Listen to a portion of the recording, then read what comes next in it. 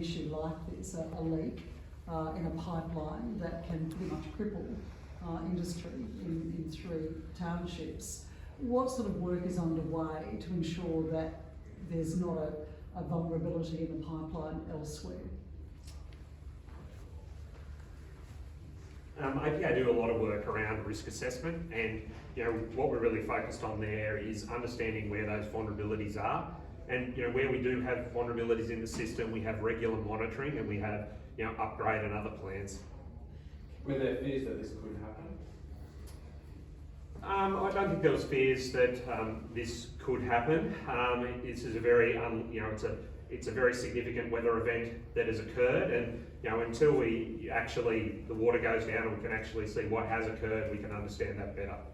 Mr. Toole spoke about resourcing and fixing this. Exactly what resources are you throwing at this in numbers? I mean, it's 20,000 houses that you manually have to turn back on. So APA's role here is the repair of the transmission pipeline, and I'll let Gemma talk to the resourcing. But we've got a very large team at APA, over 2,200 employees, so we've got a very large team on that, looking at how we are going to repair the pipeline, and I'll let Gemma comment. At present, we've got 136 people on the ground, and there is additional. No worries, I believe he's just showed up. Inspector 185. NCS and by the local council as well, to boost those resources across the weekend. So it's a significant number of people that are out on the road at the moment, and that will be increasing over the weekend. How many customers are still without gas? At the moment, all customers are still without gas. In the domestic area, our secondary network, so that's the hospital, and some of those secondary network customers have been restored in Bathurst, not the individual customers within the various suburbs. How's it being prioritised? Are there certain areas like what's the next big one? There is a priority, so we have a sector, we have a sector map, and so as our teams make the areas safe, at the moment our teams are in Raglan, are in Kelso, Gormans Hill, etc., and they're going through Bathurst at the moment. But there is a priority of relights. Vulnerable customers also, we're working with health in respect to restoring those as a priority.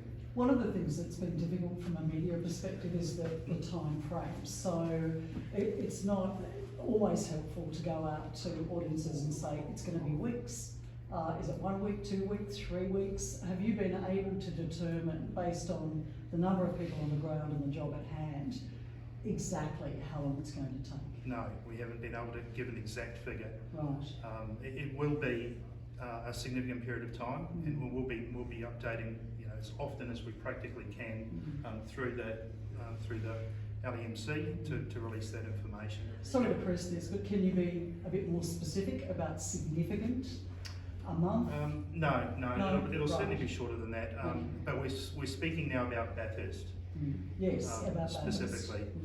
And I guess So communities like Lithgow and places like that can't even begin until the pipeline's looked at. We've heard from APA that it could be weeks before those repairs would be investigated. One would then assume that it's no worries, go ahead. significantly a number of weeks after that for the Lithgow community to go through the same process.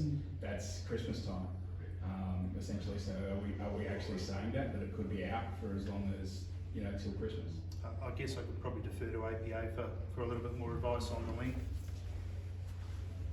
Look, until we're actually able to get in and assess the site, it's too early to tell in terms of an exact time frame. Is receding, or with more rain on the way, are we expecting more flooding to hold that up even further? Yeah, that's a good question. Look, we are looking at both short and long-term alternatives. So obviously, if we can get access, that will be of a great assistance to us. But if we can't get access for a longer period, we are looking for other alternatives for solutions. And once we've got our engineering No worries at all. We do have a cottage on the way. So it did cut out after your initial VP. Live stream, he's asking if they can help out. 842, what's your ETA to approximately Black Mountain? We do have instructions on how to isolate meters. So, Forbes is a good example with flooding at the moment. Some residents are remaining behind in the flood evacuated areas, and there's instructions on how to do that. We would prefer that we would do that ourselves. We have the resources to do that, so simply, call our 131909 number if you do need assistance to do that. Thanks all. Just a question for the Deputy Premier. Could we say that this could be called a natural disaster for Bathurst, or what are we kind of naming this event? Well, this certainly has been impacted by flooding that we've seen on the Macquarie River. So this will actually give us the opportunity to put forward that it has been declared, potentially a natural disaster because of flooding in this area, and this is the impact of flooding. Now, APA want to get to that pipeline as soon as possible and as soon as it's safe to be able to do so. But until they actually can see what breach has occurred and what works is required, we still don't know how long it's going to take for that repair to occur. But let's not forget that Gemina have a big task as well. They have to go to every house, they've got to go to every business, and they've got to turn off the gas, and then they've got to make sure that that entire section of an area of a community has the gas turned off. Then they've got to purge the line, they've got to make sure there's no air in the line, and then they have to go back to every individual residence and every individual business to turn them back on. And that's to make sure that the community is safe, so that we don't see a combustion occurring and an explosion in a house. That's why we need people to make sure that they are following the messages that are being given out right now to make sure that we are keeping the community safe. But I say to the community as well, I made it very clear this morning, made it very clear to APA and to Gemina that this needs to be dealt with as a high priority. This needs to be looked at as quickly as possible for our communities out here in the Central West. When we're talking about a lengthy time of disruption, we need to minimise that as best possible, and we need to be throwing every resource that is available. That is why it's important this morning that whilst we've stood up the Emergency Operations Centre, we can ensure that there is agencies from the government on the ground providing the support that is needed. And whether that's people who are vulnerable, looking for support or needing to know what agencies they need to go to get that assistance is critical right now. When we're talking about technicians on the ground, Gemina do have around, and they're saying 130 on the ground right now, but we've also got RFS that have got around 20 members on the ground assisting turning off those pilot lights for those gas utilities. We've also got police that are getting another 30 police officers coming into the communities out here in the Central West to be able to assist as well. And Council has also lent around 40 staff members to assist in this process. So it is a coordinated approach right now to try and ensure that where we can, we get those communities and those businesses up and running as quickly as possible. Is there any cost of financial support for businesses that are affected? Well, this will be the discussions, and obviously we'll be having a look at, talking to Gemina, and I've made it very clear to Gemina and APA that we need to be looking at supporting residences and we need to be looking at supporting businesses because they are being impacted right now. And there is still no timeline to understand exactly when they're going to be turned back on. So there needs to be that look, that support. It'll also depend on going to the federal government and getting declared a natural disaster area. Depending on what category we are, depends on the level of support that is provided. But here in New South Wales, this is a natural disaster that's occurred from flooding. We'll be pushing it up to the Commonwealth to seek assistance. Those vulnerable locals who maybe are alone, don't have anywhere to seek warmth or have a hot shower, what do they do now? What's the next step? Yeah, look, we've got a welfare team that's been set up here at the Emergency Operations Centre.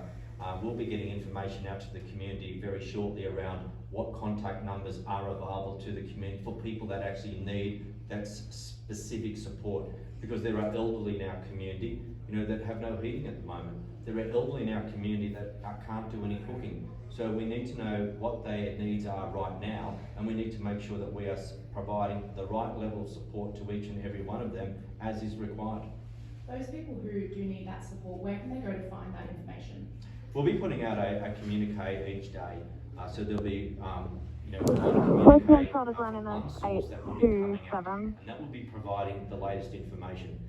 I'm not going to make any apology. I think it's been a bit chaotic the last 24 hours with information that's been provided.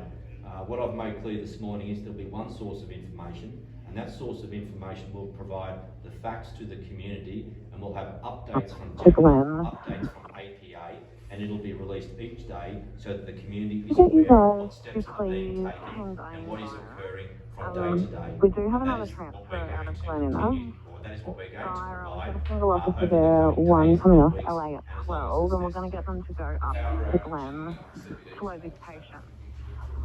Or No, you could continue on and bring them back look, to the bar. unfortunately, we saw the CBD with the blackout this morning, so, we're seeing flooding around the area, we're seeing gas out, and now we're seeing blackouts, so, it's a tough time for communities out there at the moment, and, it's a tough time in actually, Yeah, dealing with a number of these just continue home. disasters that we're seeing in I front of us, but, neglected the here thought on of the the ground, afternoon shift, we've got sorry. the right people, we've brought teams in as well from outside of the area to ensure that the communities, whether in Bathurst or Lithgow or Oberon or Wallerawang or Portland, are going to get the support that they need right now. We've also today, and I'll make it Yes, please. notable in a moment Thank you to for comment a little reminding bit me of further as that. well. We've also stood up REOC, which is our regional It's been a emergency hectic operations morning. centre. So at another level, we've stood it up from a regional perspective because at the moment, here in the Central West, not only are we dealing with a major gas disruption, but we've also got flooding impacts that are occurring in communities like Forbes. Do you want to say something? If you like, yeah. I think it shows the strength of the emergency management apparatus in New South Wales, that we've got some of the most significant flooding in recent history in the Central West and also down the south in the Riverina and further in the west. But we can still put on such a strong response around this incident, which we had to work up in the last 24 hours. As Deputy Premier has said, we have stood up the Regional Emergency Operations Centre under Assistant Commissioner Greentree from Dubbo. And that centre has obviously overseen not just this incident, but a number of significant flooding events that are occurring west of here and to the north of the state as well. So, as I said, I think it just goes to show the strength of the arrangements in New South Wales around emergency management. We have had staff from various ESOs, emergency service organisations, come into the Central West to assist with this operation, including a significant number of extra police coming from the metropolitan region. So, it is all shoulders to the wheel. All agencies that are relevant to this operation are represented. They will be here every day until such time as we're able to stand down. Obviously, there is a technical issue that the experts are working on in terms of resolving the gas problem, but the issues that come out of that, particularly around community safety and well-being, are being well catered to. Deputy